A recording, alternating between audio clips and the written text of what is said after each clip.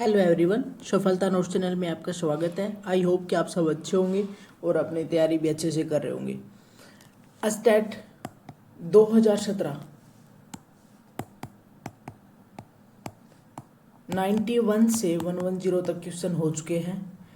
अभी जो next question की बात करते हैं वो हम करेंगे 111। 2017 का पेपर ये चल रहा है, 2016 का पहले कंप्लीट हो चुका है। तो प्लीज़ चैनल को एक बार अच्छे से विजिट करें, प्लेलिस्ट में चेक करें। और साइकोलॉजी के भी क्लासेस यहाँ पे अच्छे से कवरअप हो रही है। कंप्लीट क्लास आपको हैंड रिटन नोट्स में मिलेगी। अब बात करते हैं हम क्वेश्चन की 111। 3 angular momentum J1 and J2 and J3 are coupled. The minimum value of the angular momentum is. 3 angular momentum दिए हुए हमें, ठीक है। पहले हम कपल करेंगे फर्स्ट दो को, J1 1 और J2 है वो है 3/2।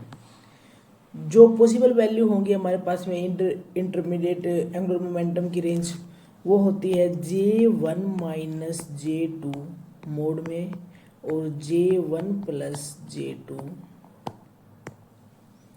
कहाँ से कहाँ 1 माइनस 3/2, 1 माइनस 3/2 टू 1 प्लस 3/2। अगर हम बात करेंगे 1 माइनस 3/2 टू 1 प्लस 3/2, 1 माइनस 3/2 हुआ तो हमारे पास में क्या बचा माइनस हाफ, और मोड से बाहर आएगा तो रहेगा प्लस का। अगर हमने ये कंबाइन किया तब हमारे पास में आई वैल्यू 1/2 2 और 1 प्लस 3/2 कितना हुआ 5/2। अब हमारे पास में जो पॉसिबल वैल्यू आई है वो है J12 half to 5/2, J12 half, और फिर नेक्स्ट स्टेप क्या होगा हमारे पास में एक ऐड करके 3/2। तो जो पॉसिबल वैल्यू होंगी हमारे पास में उनके साथ में हम J3 का करेंगे यूज। 4 सबसे पहले करते हैं, ये 1/2 की वैल्यू हो जाएंगी हमारे पास में 1/2 3/2 एंड 5/2। अब इनका करेंगे 3 जो हमारे पास में J3 वो कितना है 5/2। सबसे पहले करते हैं J12 का 1/2 के साथ में 1/2 माइनस 5/2 का मोड टू 1/2 प्लस 5/2। 1/2 माइनस 5/2 करेंगे तो कितनी क्या आएगा हमारे पास में आएगा -4/2, और -4/2 को अगर मोड से बाहर करेंगे तो आएगा प्लस का। तो हम बात करते हैं यहाँ पे प्लस का 4/2 2 और इधर आएगा 6/2। ये कैंसिल हो गया 2 2 3, ठीक है। तो J की वैल्यू आई हमारे पास में 2 एंड 3। फिर पॉसिबल वैल्यू एक तो ये होगी हमारे पास में। फिर हम नेक्स्ट हमारा J1/2 था वो कितना था 3/2, उसके लिए सोल्व करेंगे। अब J1/2 कितना है उस, अब J 3/2 वैल्यू पुट कर दो बस, 3/2 माइनस 5/2 टू 3/2 प्लस 5/2। हम इसको सोल्व करते हैं, -2/2 आएगा, इधर 2 से 2 कैंसिल 1 तो -1, और मोड से बाहर आया तो प्लस का +1 2, और इधर 3/2 और 5/2, 5 और 3 8, 8/2, और ये कैंसिल हो गए 4 और 2 4। तो J की वैल्यू कहाँ से कहाँ तक हुई 1 2 3 एंड 4। ओके। अब हमारा J1/2 में एक और J था, 3 वैल्यू बनी थी ना पॉसिबल वैल्यू, वो एक था 5/2। वैल्यू पुट कर देते हैं इधर 5/2 माइनस 5/2 टू 5/2 प्लस 5/2, 5/0 2 और 10, क्योंकि इनको सोल्व करेंगे तो 10/2 आएगा और वैल्यू बनेगी 5। तो क्या पॉसिबल वैल्यू है ये 0 1 2 3 4 5, ये हमारे पास में पॉसिबल वैल्यू आई है। तो अब यूनियन करते हैं तीनों में, तीनों की यूनियन करते तो हमारे पास में 0 1 2 3 4 5, ये है J की पॉसिबल वैल्यू।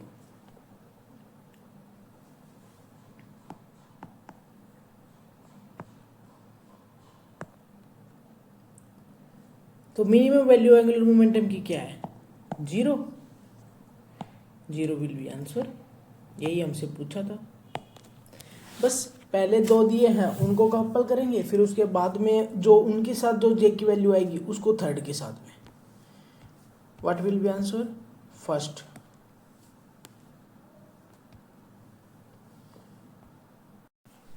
नेक्स्ट क्वेश्चन है 112। A drop of water of a volume V is placed between two glass plate. एक ड्रॉप ऑफ वाटर है जिसका वॉल्यूम वी है और उसको हमने दो प्लेट के बीच में रख दिया, so as to separate two area ए।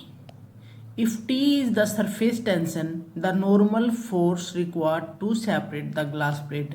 दो नॉर्मल फोर्स हमें कितना चाहिए ग्लास प्लेट को सेपरेट करने के लिए? तो नॉर्मल फोर्स जो हमें चाहिए to separate the glass plate, सबसे पहले हम निकालते हैं कि प्रेशर डिफरेंस जो created by the water film surface होगा, वाटर फिल्म वो निकालते हैं। जो वाटर ड्रॉप होगी वो फॉर्म करेगी एक thin cylindrical film between the plates. तो जो वॉल्यूम है, वॉल्यूम क्या होता है? Area into distance between the plate. यहाँ से हम d की वैल्यू अगर डिस्टेंस की बात करें जो होगी, या हम बोले कि thickness between the plate d, वो क्या होगी? v बाई ए।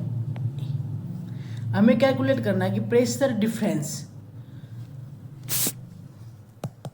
क्योंकि फोर्स हमें चाहिए और फोर्स का फार्मूला होता है डेल p इंटू ए, और यही हमें पहले चाहिए प्रेशर। प्रेशर के लिए हमें जो हम बात करें कि दो प्लेट के बीच में एक वाटर ड्रॉप है, तो जो मिनीशियस एट द एज जो वाटर फिल्म होगी वो होगी कनकेव की। तो जो प्रेशर डिफरेंस का अक्रॉस द कर्व सरफेस जो फार्मूला होता है वो होगा del P is equal to T 1/r1 plus 1/r2। अब जो थिन फिल्म है, एक रेडियस ऑफ कर्वेचर तो हो जाएगी very large and the other is the half of the thickness.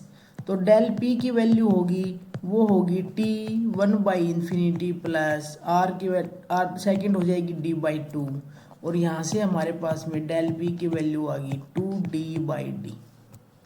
हमें निकालना है फोर्स, नॉर्मल फोर्स जितना हमें चाहिए, तो वो किसके? Pressure difference into A, F is equal to del P into dot A, और डेल पी कितना है? 2d/d। डी को हम क्या लिख सकते हैं? जो हमारे पास में डिस्टेंस है 2t, डी है हमारे पास में v/a, और इधर साथ में भी है a, 2ta²। ये हो गया हमारे पास में जो हमें फोर्स चाहिए, और जो प्लेट्स को सेपरेट करने के लिए ये है 2ta²/v। Option number third will be correct, option third.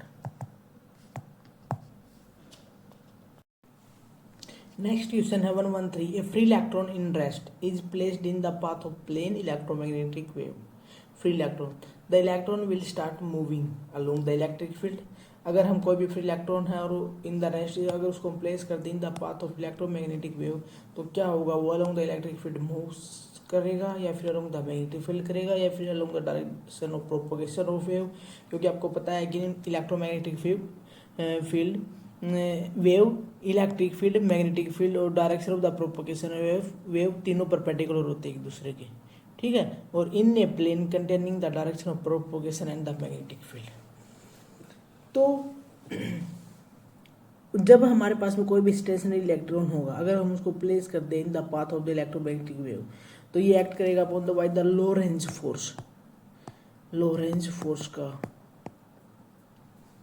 क्या होता है? लोरेंज फोर्स, क्योंकि इलेक्ट्रिक और में ई एम का जो फोर्स होता है Q E plus V cross V, ये होता है हमारे पास में लोरेंज फोर्स, जिसके अंदर इलेक्ट्रिक फील्ड और मैग्नेटिक फील्ड दोनों का हम यूज करते हैं। तो इनिशियल स्टेट के अंदर अगर इलेक्ट्रॉन एट रेस्ट है मीन्स इनिशियल वेलोसिटी 0 है, ठीक। जो मैग्नेटिक फोर्स होगा तो वो क्या होगा? v0। तो मैग्नेटिक पार्ट जो फोर्स होगा क्यू वी क्रॉस इनिशियली 0। तो magnetic field can not exert a force on stationary charge, only electric field बचेगा, क्योंकि अगर वो स्टेशनरी है तो v0 हो जाएगा। तो जो इलेक्ट्रिक फोर्स है, जो इलेक्ट्रिक फील्ड है, वो इमीडिएट फोर्स वो एक्ट करेगा ऑन द इलेक्ट्रॉन, और F is equal to Q V. तो जो इलेक्ट्रॉन है, इलेक्ट्रॉन के पास नेगेटिव चार्ज है, वो स्टार्ट कर देगा moving in the direction opposite to the electric field vector. But the question ask for general orientation, तो देयरफॉर इनिशियल मोशन होगा ना जो हम देखेंगे वो along the line of electric field होगा। लेकिन ये अगर हम बिना ऑप्शन के सीधी बात को जाने तो ये होगा in the opposite direction of electric field. Option first will be correct. Next question है 114। If the applied field is E is equal to Em e raised to power iota omega t, then the amplitude ratio of conduction current density and the displacement current density, conduction current density JC से denote और ये है displacement current density. Current density हमारे पास में क्या होती है according to the Ohm law? Current density होती है proportional to the electric field. JC is equal to sigma E, where sigma is the conductivity of the medium. Conductivity of the medium. अब हमें निकालना है displacement current density. Displacement current density according to the Maxwell equation ये होती है curly D by curly D, displacement current के rate of change of displacement current, और D होता है हमारे पास में एप्सिलॉन करली E बाई करली टी। अब हमें डिफ्रेंशिएट करना है इलेक्ट्रिक फील्ड। इलेक्ट्रिक फील्ड और एप्सिलॉन है यहाँ पे permittivity of the medium.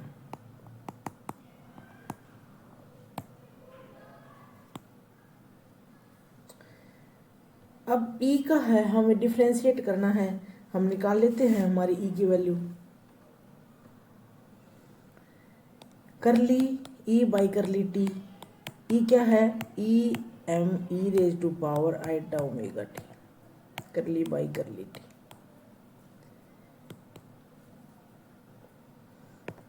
Em as it is e raise to power, जब हम एक्सपोनेंशियल का डिफ्रेंशिएट करते हैं वो सेम रहेगी, जो पावर है उसका करेंगे आइटा ओमेगा।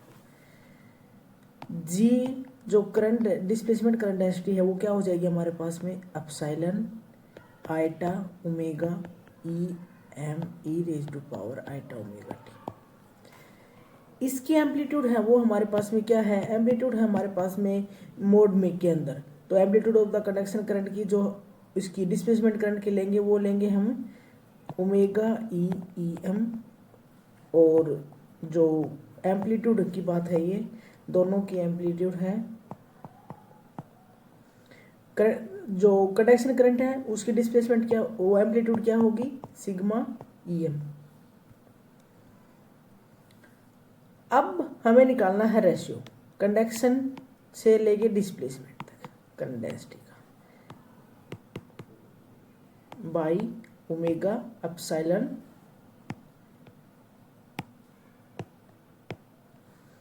E M.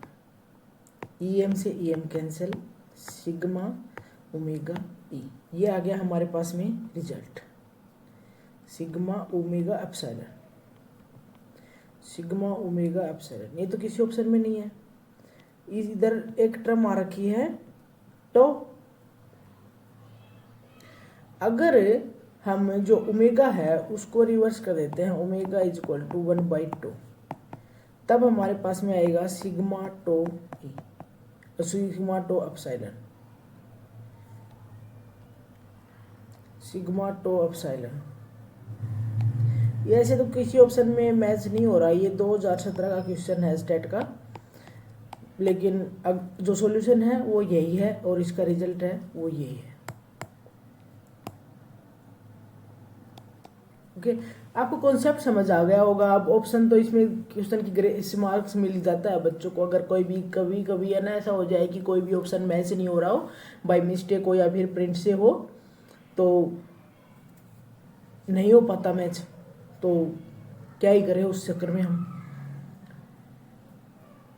इसका आंसर यही होगा सिग्मा ओमेगा बाई एप्सिलॉन। आपको बस कॉन्सेप्ट आना चाहिए कि कैसे सोल्व किया, sigma by omega epsilon.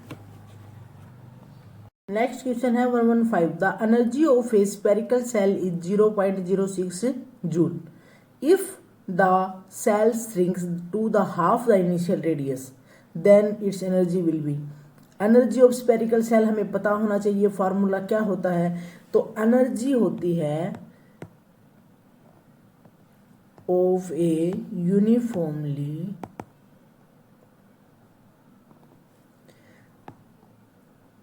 Charged spherical cell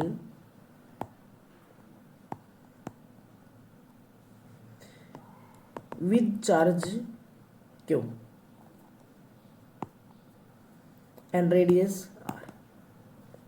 U is equal to 1 by 4 pi epsilon naught Q square by 2R. ये हमें याद होना चाहिए फार्मूला याद है, क्वेश्चन इजीली हो जाएगा।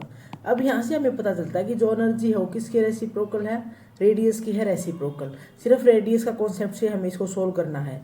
पहली जो U1 है वो है 0.06 जूल। पहले रेडियस कितनी थी, मान लो R1 है, वो है R, ठीक है। पहले वाली इनिशियल रेडियस मान ली हमने R1 है, इनिशियल रेडियस है R1,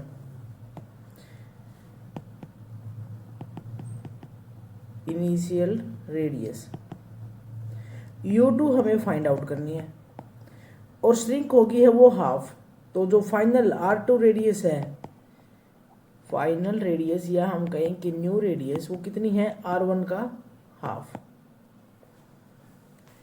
हमें निकालनी है जब अब U1 बाई U2। U1 कितना है, 1 बाई R1 क्योंकि रेसिप्रोकल में है, और 1 बाई R2। इसको हम ऐसे लिख सकते हैं U1 by U2 is equal to R2 by R1। बस अब सोल्व करना है। U1 की वैल्यू हमें क्या है, 0.06 बाई में U2 हमें फाइंड आउट करना है। R2 कितना है, R1 बाई 2 और बाई में है R1। बस इसको सोल्व करना है हमें। ये इस साइड आ जाएगा,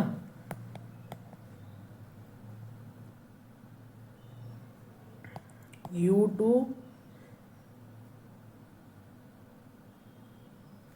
इस साइड, इससे ये कैंसिल हो जाएगा, R1 से R1, 2 की मल्टीप्लाई हो जाएगी इधर 0.06 के साथ।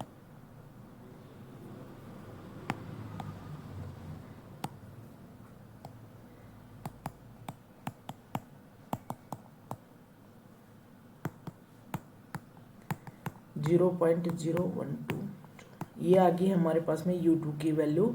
जो न्यू रेडियस हो, न्यू एनर्जी होगी, एनर्जी विल बी, जब हमारे पास में जो भी सेल है अगर वो श्रिंक हो जाए R रेडियस से, option third will be correct. Okay, बस फार्मूला बेस है ये, नॉर्मल सिंपल क्वेश्चन है, सिर्फ फार्मूला बेस। ज़्यादा कॉन्सेप्ट से जो क्वेश्चन आते हैं ना स्टेट के अंदर, फार्मूला बेस। यहाँ पर ना जितने भी फार्मूले फिजिक्स के हैं शुरू से लेके लास्ट तक सबको रिवीजन बार बार करते रहो। नेक्स्ट क्वेश्चन है 116। क्वेश्चन हमें जो गिवन है वो है, हमें for the transformation capital Q and Q P, और यहाँ से हमारे पास में कैपिटल Q की वैल्यू है वो है log 1 प्लस Q की हाफ और cos P, और P की वैल्यू है कैपिटल P की 2Q half 1 plus Q half cos P। ये गिवन है और हमें से पूछा है कि जनरेटिंग फंक्शन क्या होगा। टेक्निकली अगर हम इसको सोल्व करेंगे हमारा ये सोल्व नहीं होगा, ना ही कोई ऑप्शन आएगा, क्योंकि इसके जो ट्रांसफॉर्मेशन गिवन है उसके अंदर है एक एरर। इस कारण से ये क्वेश्चन हमारा सोल्व नहीं हो रहा, और वो एरर है इस P के अंदर।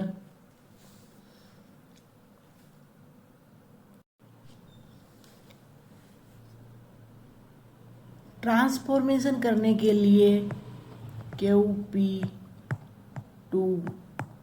QP हमारे पास में जो फंक्शन होना चाहिए वो कैनोनिकल होना चाहिए। कैनोनिकल फंक्शन चेक करने के लिए हम क्या चेक करते हैं कि जो पोजीशन प्रेडिकेट है it should be 1। Position predicate हम कैसे सोल्व करते हैं, करली Q बाई करली Q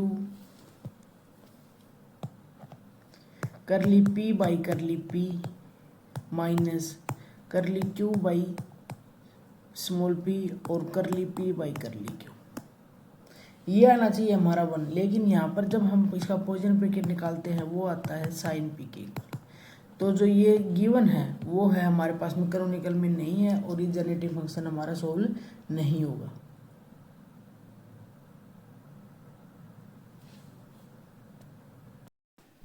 नेक्स्ट क्वेश्चन है the eigen vector of the matrix is. Matrix हमें गिवन है कोस थीटा माइनस साइन थीटा और साइन थीटा और कोस थीटा।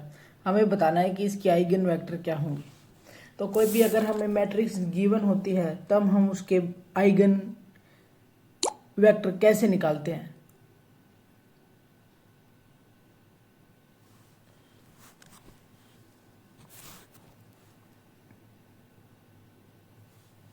सबसे पहले हमें फाइंड करनी है eigenvalue. Eigenvalue find करने के लिए हमारे पास में होती है कैरेक्टरिस्टिक इक्वेशन।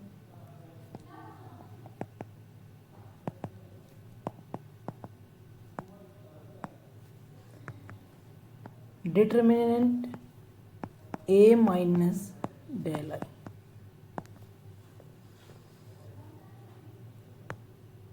कोस थीटा इधर कर लेंगे आइडेंटिटी, आई है यहाँ पर आइडेंटिटी मैट्रिक्स, तो कोस theta minus lambda sign theta और माइनस साइन थीटा और कोस थीटा माइनस लैम्डा। अब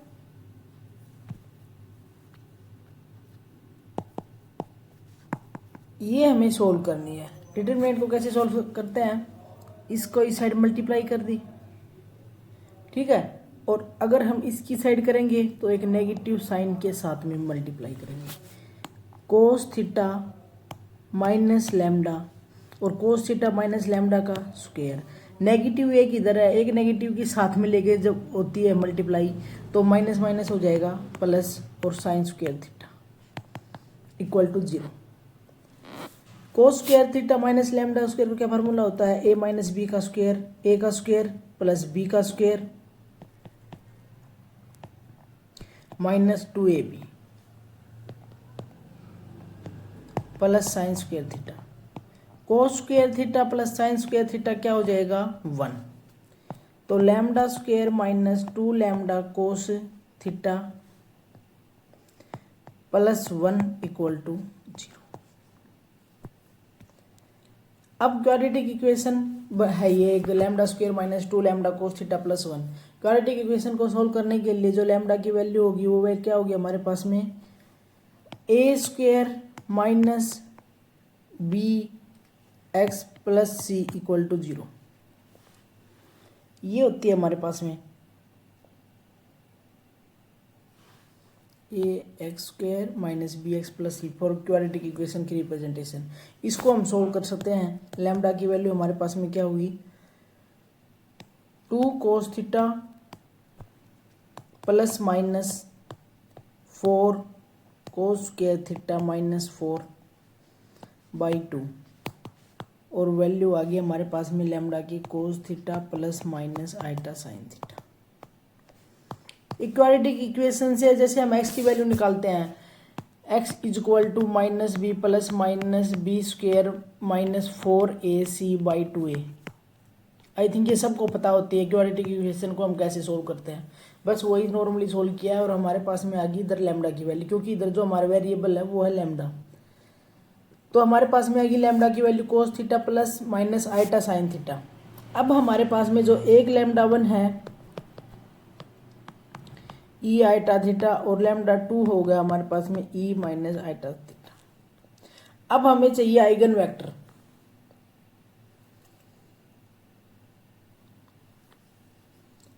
आइगन वेक्टर के लिए हमारे पास में सबसे पहले हम फाइंड करते हैं for lambda 1 cos theta plus eta sine theta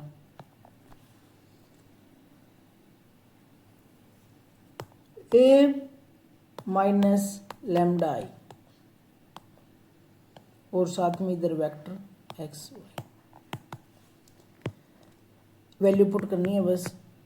अब लैम्डा के साथ में minus iota sine theta minus sine theta और माइनस आइटा साइन थीटा, और ये एक्स एट वाई। जो लैम्डा की वैल्यू है वो वैल्यू हमने यहाँ पर पुट कर दी, यहाँ पर।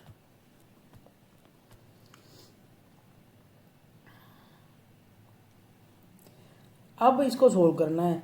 इसको सोल्व करने के लिए हमारे पास में इसकी मल्टीप्लाई ऐसे हम इसके साथ में करेंगे, एक्स के साथ में minus iota sine theta X, और इसकी वैल्यू मल्टीप्लाई होगी इसकी इसके साथ और इसकी इसके साथ, minus iota sine theta Y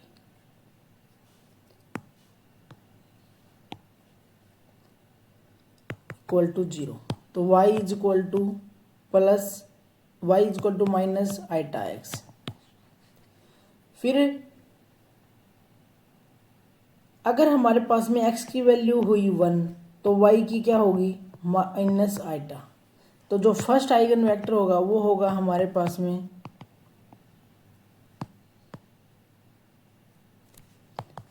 1 and minus iota. अब बात करते हैं सेकंड की।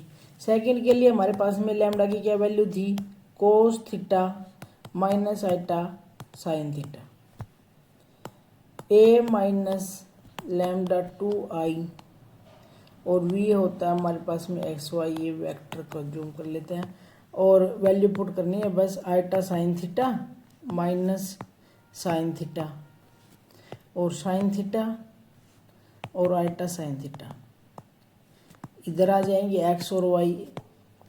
इसकी मल्टीप्लाई एक्स के साथ और इसकी वाई के साथ।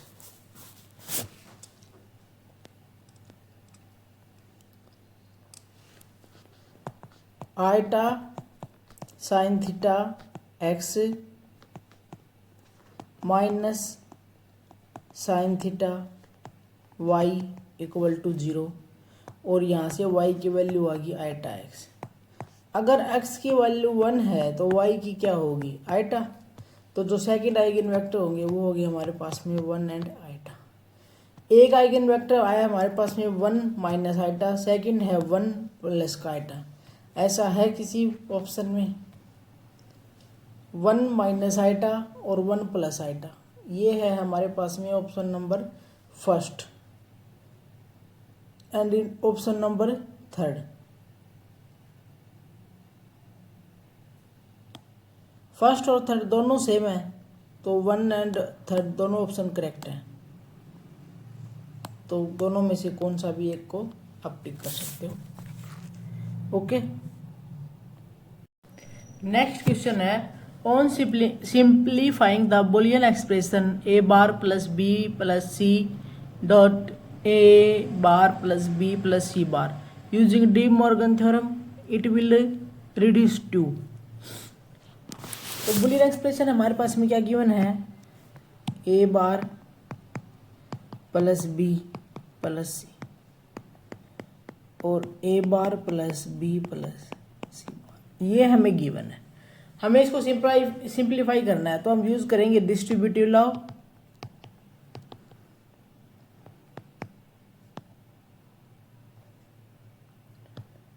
And D Morgan theorem.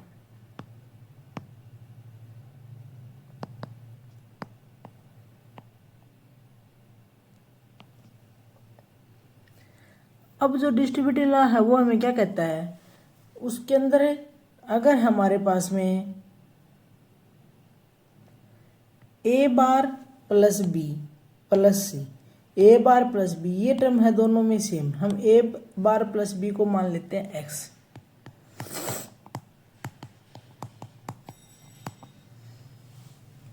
तो इसको हम ऐसे लिख सकते हैं एक्स प्लस सी और डॉट और एक्स प्लस सी बार।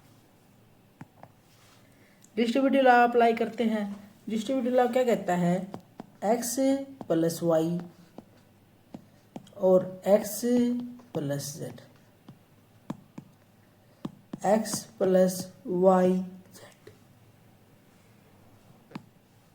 ये होता है डिस्ट्रीब्यूटिव लॉ।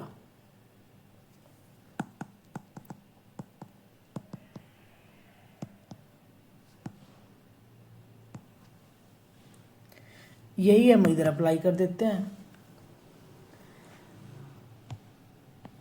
ए bar plus B plus C dot C bar, X और वाई जेड। यहाँ पर हमारे पास में एक्स क्या है हमारा, ए बार प्लस बी, ठीक है, ए बार प्लस बी। अब प्लस में वाई एंड जेड, वाई क्या हमारा सी और जेड क्या क्या है सी बार। अब सी डॉट सी बार क्या होता है 0, ए बार प्लस बी टर्म बची है हमारे पास। अब हम इसको रिलेट करते हैं कि जो ऑप्शन दिए हुए हैं उनके अकॉर्डिंग। डी मॉर्गन थ्योरम हमें क्या कहती है कि है ना, अगर ए डॉट बी बार है, ठीक है, तब हमारे पास में क्या टर्म बन जाएगी, ए बार प्लस बी। ये होती है हमारे पास में डी मॉर्गन थ्योरम। अब हम सबसे पहले बात करते हैं ऑप्शन सेकंड की। ऑप्शन सेकंड के अंदर हमें क्या दिया हुआ है, A bar dot B dot C bar plus A bar dot B dot C. अगर हम फैक्टराइज करें आउट कॉमन टर्म्स के अंदर ए बार बी के अंदर, तब हमारे पास में क्या टर्म आएगी, ए बार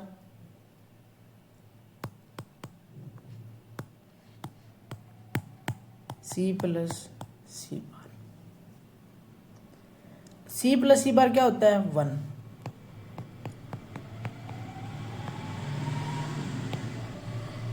ऊपर वाले ऑप्शन में हमारा क्या रिजल्ट आया था,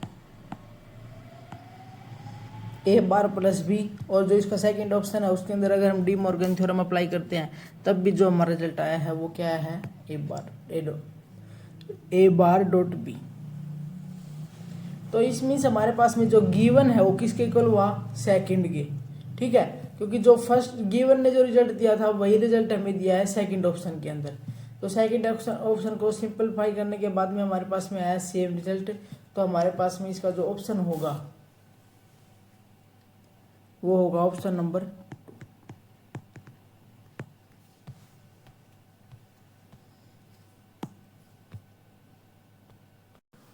नेक्स्ट क्वेश्चन है 119। A current I is flowing in a square coil of side A. The value of the magnetic field at the centre of the coil is. हमें निकालनी है मैग्नेटिक फील्ड की value at the centre, centre के अंदर square coil है ये।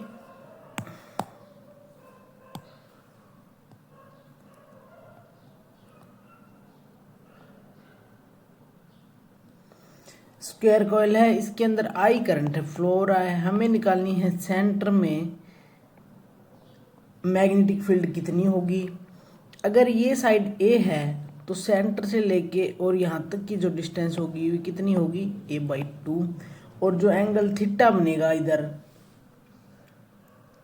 कि जो हर साइड सेंटर के साथ में जो एंगल बनाएगी वो बनाएगी थीटा 45 का। तो थीटा इधर भी 45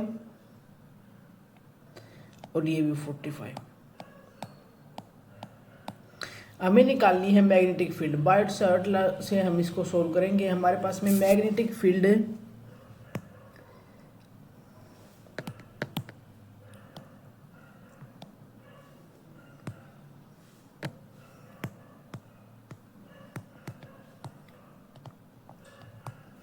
magnetic field due to straight wire segment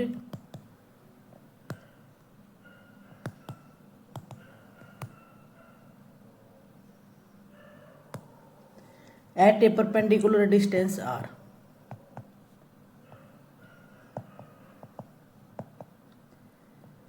क्या फार्मूला होता है, ये फार्मूला होता है हमारे पास में B = μ0I upon 4πr sin θ1 plus sin θ2।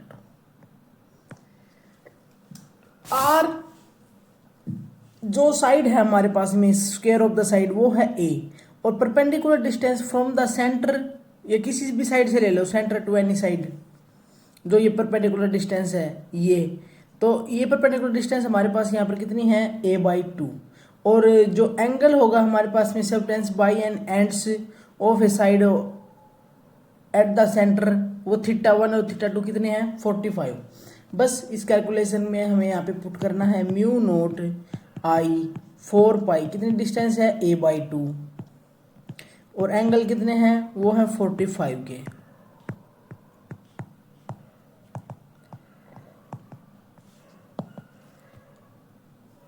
Mu naught आई 2 पाई ए, और साइन 45 की वैल्यू होती है 1/√2।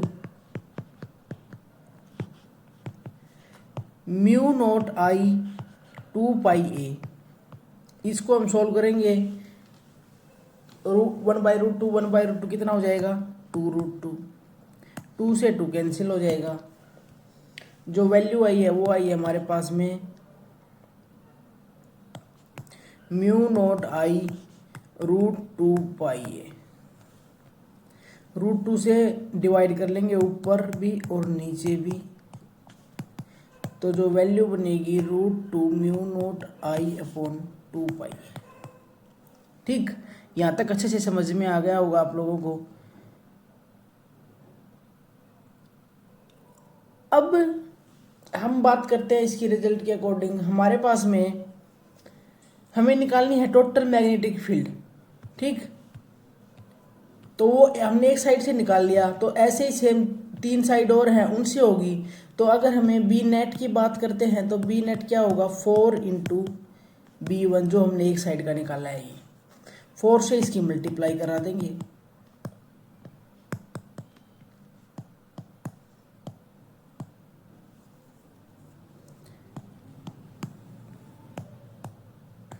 (2√2 mu naught I upon pi by A), ये होगा हमारे पास में net magnetic field at the centre. Option number first will be correct.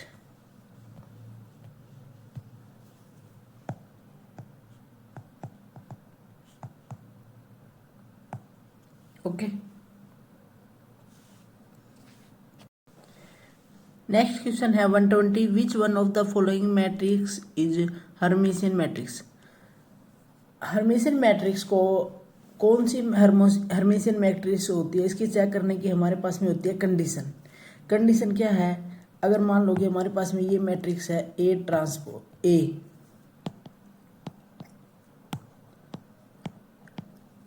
ये मैट्रिक्स ए है, तो अगर ए मैट्रिक्स का हम कॉन्जुगेट ट्रांसपोज करते हैं तो वो इक्वल टू ए ही होगा।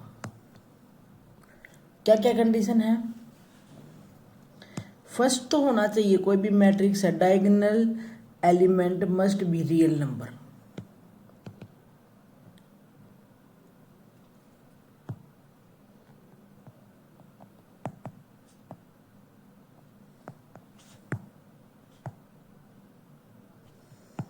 सेकंड है the off diagonal element must be complex conjugate to each other.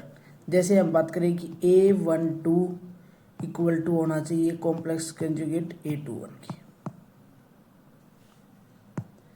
Second है the off diagonal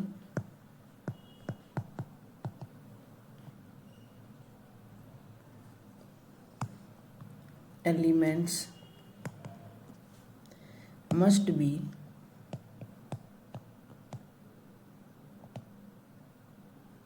complex conjugate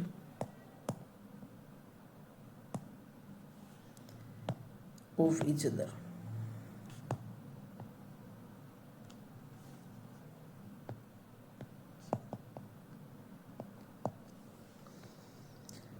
check करते हैं बाई ऑप्शन से।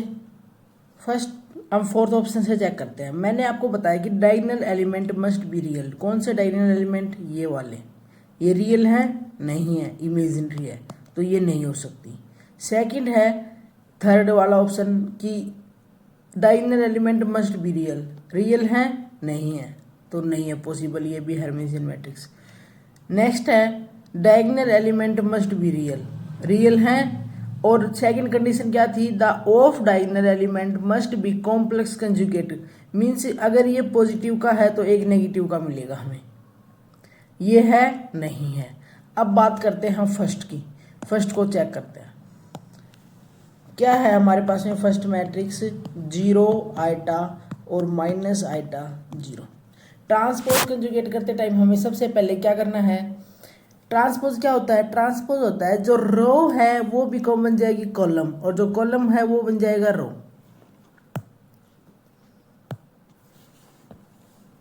हमें करना है ट्रांसपोज कंजुगेट। तो जो सबसे पहले बताती हूँ ट्रांसपोज ऑफ द मैट्रिक्स कैसे करते हैं।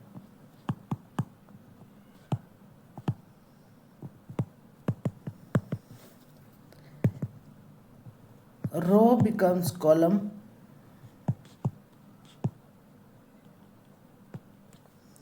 and column becomes row।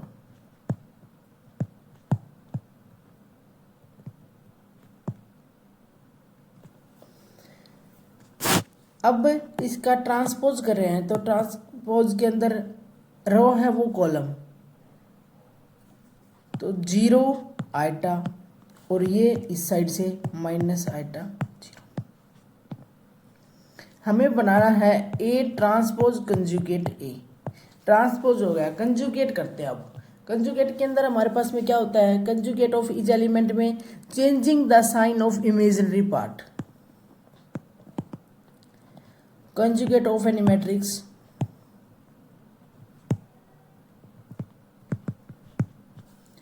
Changing the sign of its imaginary part।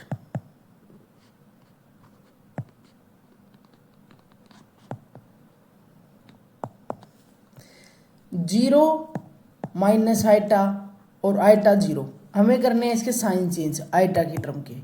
ए 0 इधर माइनस का है प्लस का, और ये प्लस का माइनस का, और 0। हमारे पास ऑप्शन क्या था, ये यही था 0 आइटा माइनस आइटा 0।